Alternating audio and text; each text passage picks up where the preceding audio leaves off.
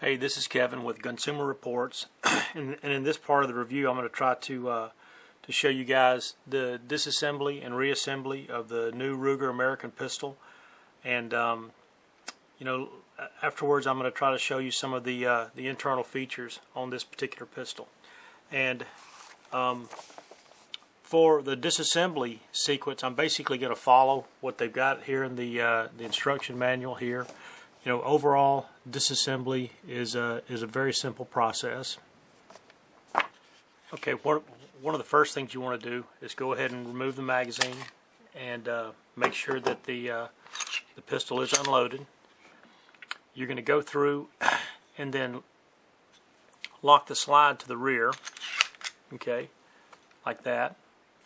And then what you're going to do is you're going to take this lever right here, and you're going to rotate it down into that position until you basically hear it click or until it stops. And you don't want to over rotate that.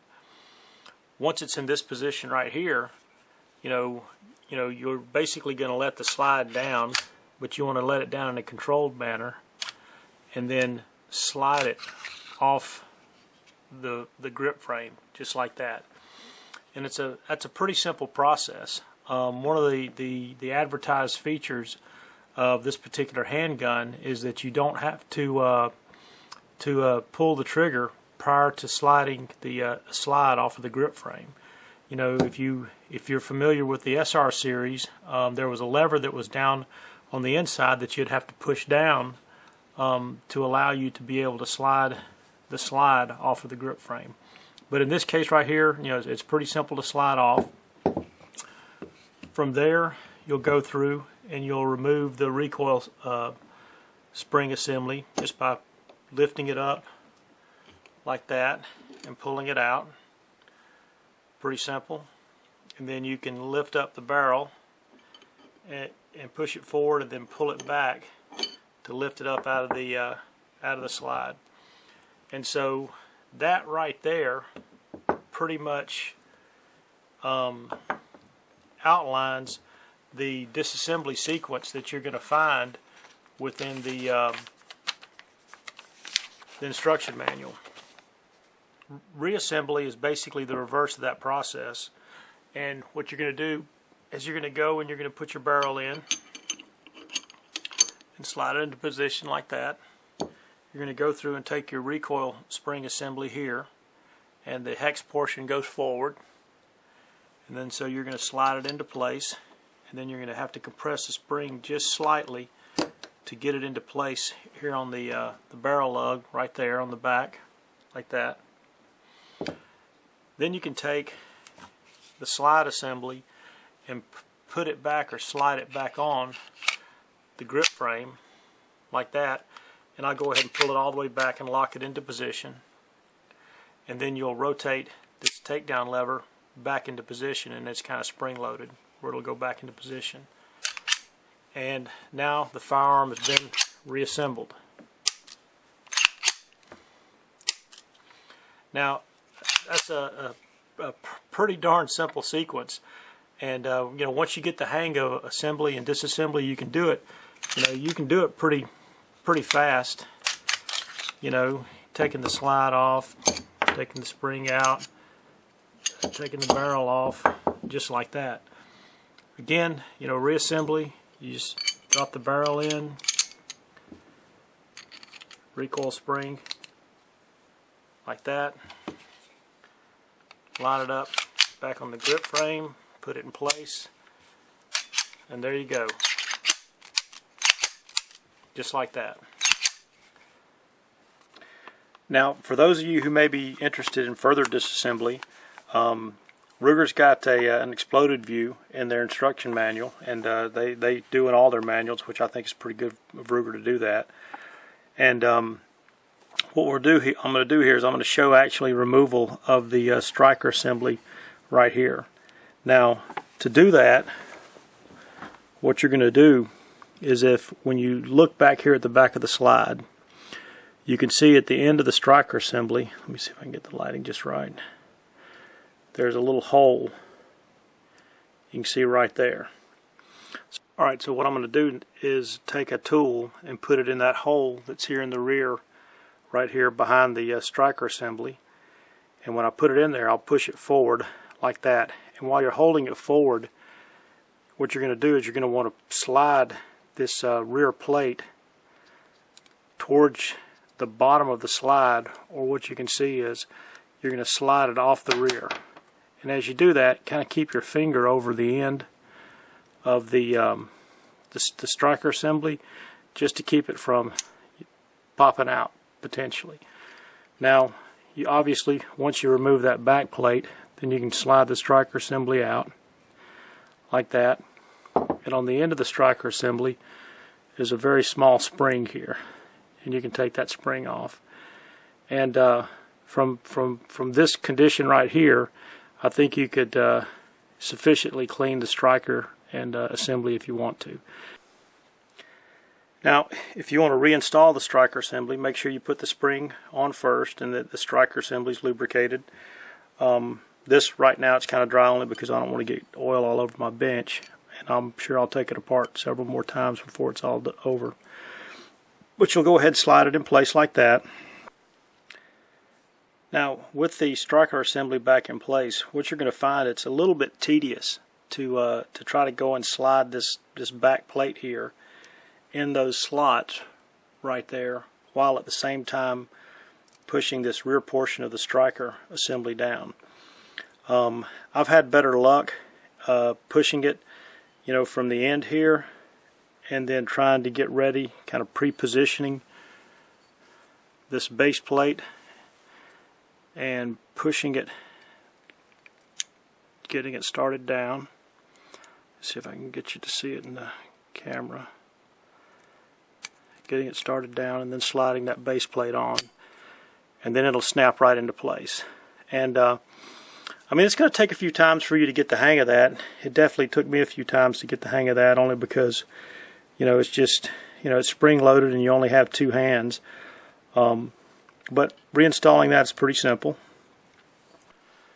Now, it's also possible to move this this insert right here that's inside the firearm right here. And basically it's a stainless steel machined insert that's got a black finish on it, and you can see that's the part that actually has a serial number here. And removing that insert is really pretty simple. The takedown lever over here, what you're going to do is you're going to basically rotate the takedown lever back to this position that you can see right here. See where there's a line and an arrow right there?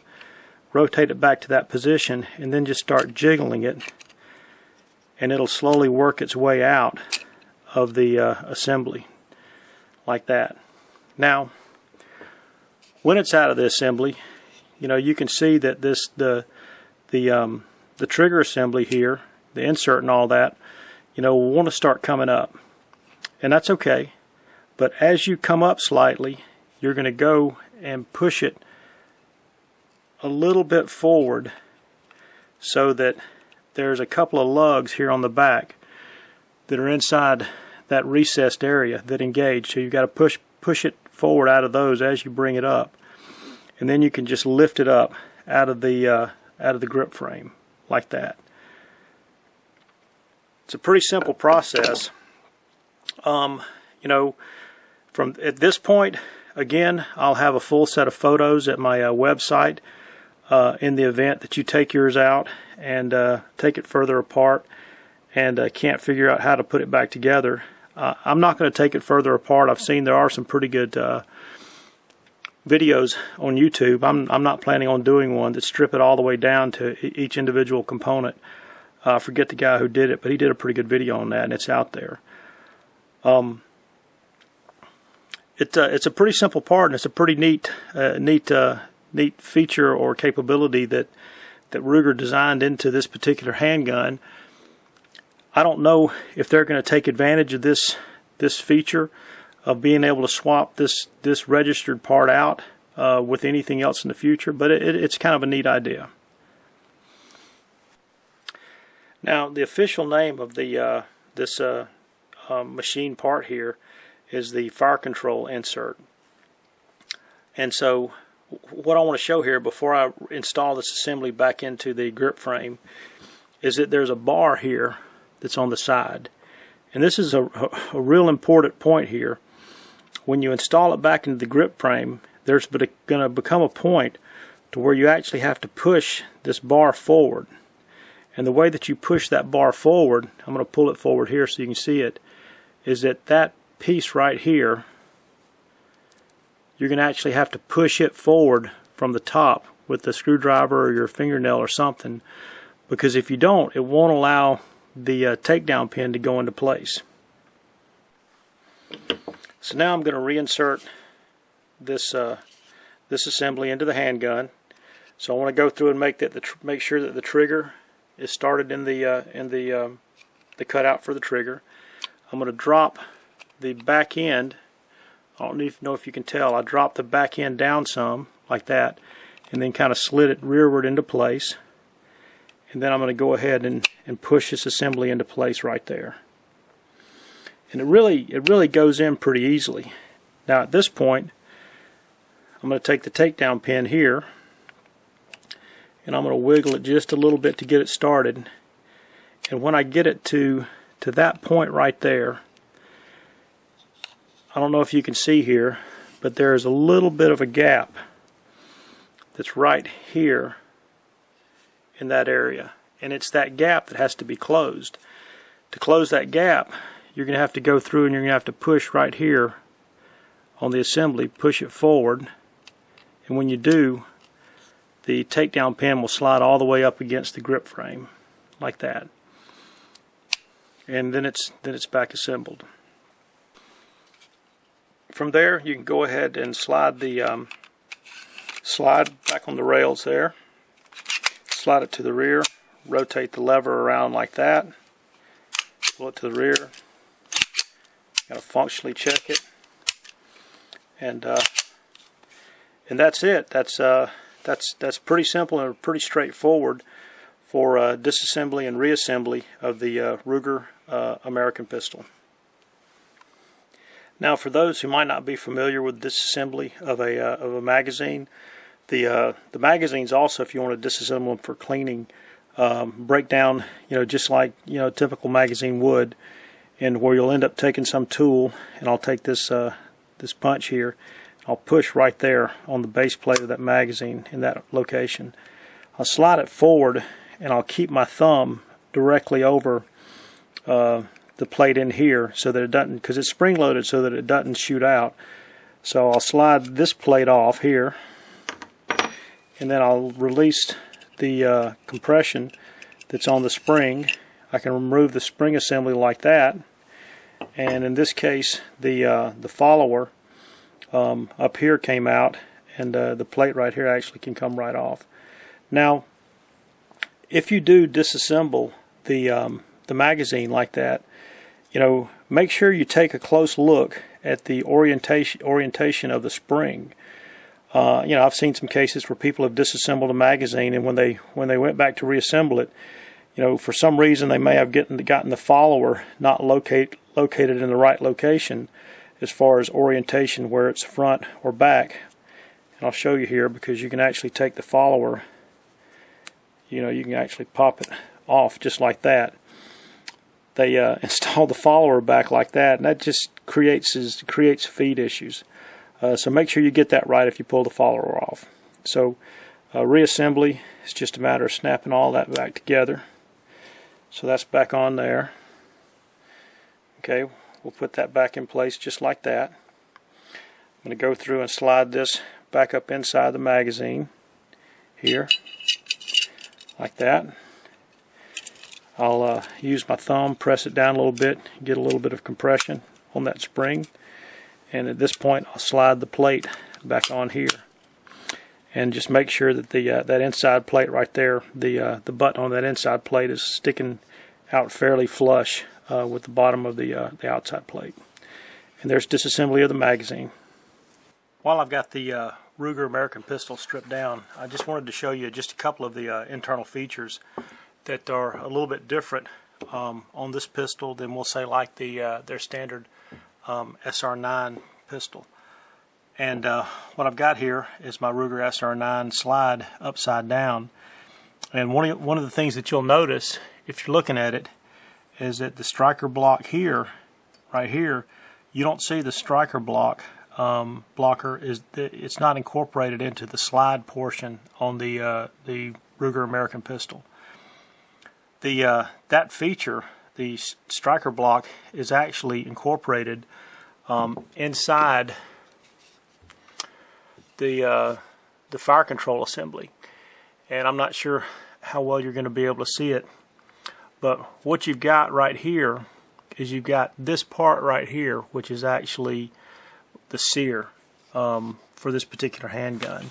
You know, and you can go and you can look at the Ruger, their exploded view here for this fire control assembly, and you can see some of these features also. And if you flip back over to the instruction or the item list, you can see here in the item list exactly what they're called if you're unsure. But this is the sear right here, okay? And the striker block mechanism is actually this mechanism which goes around.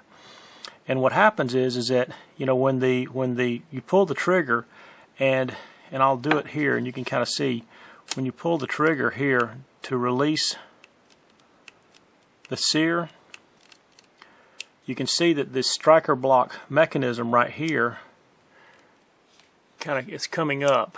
Not sure how well you can see that. But when the trigger is not pulled, the slope here on the rear of the striker, right in that area, that slope, is trying to push down this curved sear surface. Well, that surface will only push down so far when the trigger's not pulled. If you pull the trigger here, then what happens is that, I don't know if you can see here, but when I pull the trigger, you can actually, the sear will pop further down out of place, and that's actually what releases the striker. So it's a kind of a different animal. You know, it's a neat design. You know, as long as it functions and does what it's supposed to do, I think that's really all that matters. It keeps the slide relatively simple here, but maybe puts a little bit of complexity into the fire control group. But you know, honestly, maybe it doesn't. There's only 45 parts that are listed in the entire handgun, and overall, it does look like a pretty simple design. But anyway, that's kind of a unique feature that's in here. What I want to show here is that this is the barrel right up here at the top. This is the one out of the Ruger American pistol, and this is the barrel out of the Ruger SR9 right here. And I just want to show the differences back here, really specifically in this, I don't know exactly what you call this. I'm going to call it just the lug area on the below the chamber here. And they specifically talk about the camming action in the as far as advertising the features of the particular handgun, the Ruger American. And I'm really just showing that clearly there is a difference in whatever the camming action is of the barrel versus what they did for the SR9. You know, when I've range tested it, I didn't shoot one-on-one against the two pistols against each other, and the next time I go to the range I'll do that. So you know, really refer to the range test portion of the review to kind of get a feel for, you know, my comments on whether or not I was really able to tell a significant difference between these two. The overall, you know, the barrels in general look very similar. The diameter profile seems just a little bit larger on the Ruger American, and when you flip it over, you can see here is that the chamber wall thicknesses on the Ruger American here seem to be greater than that on the SR9. Now this is a recoil spring assembly here, and this one right here in this hand, the top one, is the one for the Ruger American, and the bottom one is one for the Ruger SR9. This really isn't meant to be a comparison between those two pistols as much as it is just to kind of show you some of the differences in what you're getting with the Ruger American. And in here, in this case, you're getting a very solid feeling, and I believe it is a solid, potentially guide rod, steel guide rod here. The overall spring looks very similar. I didn't count the coils right there, but they look very similar. They may be slightly more compressed on the Ruger American. You know, the SR9 has a hollow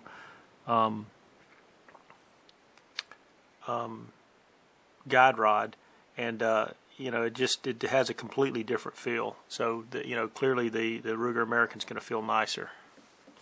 With the insert removed, the grip frame basically is just a we'll just say nearly an all polymer piece here. You know, there's a you know, with the insert or the fire control insert removed, you know, you've still got your magazine catch in here, the ambidextrous magazine catch. You can see it in there kind of moving around. You've got whatever components that are back here up under the grip. That's the pin that you rotate in and out, you cam in and out to hold the grip in place. But other than that, the this basically becomes just one solid polymer grip frame that you've got when the insert's removed.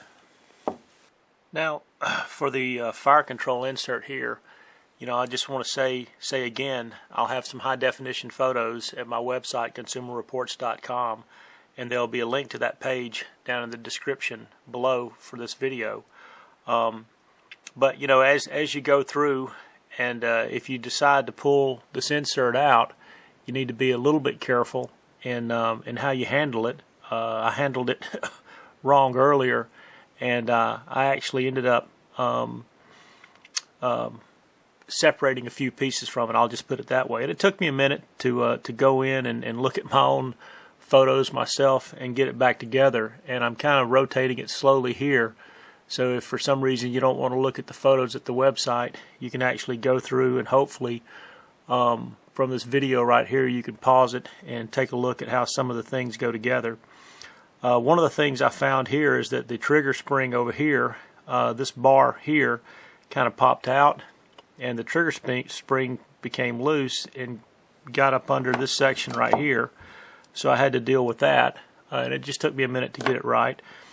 But in the process of doing that, I'll say this return spring here on the bottom, because it's not pushing against anything as far as the grip frame goes, it allowed the sear right here to drop down. So it was out of place. So it took me a minute to make sure I got it back up into place so that I could insert this fire control insert back into the pistol.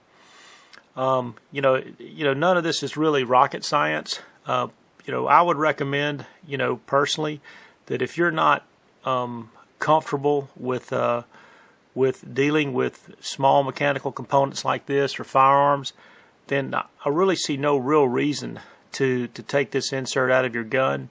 You know, do it at your own risk, but there are lots of videos. I say lots of videos. There's some good videos out there that show taking this apart and putting it back together, and potentially from these the video that you got here, you might actually be able to see some of the details enough in the event that you potentially get yourself in trouble.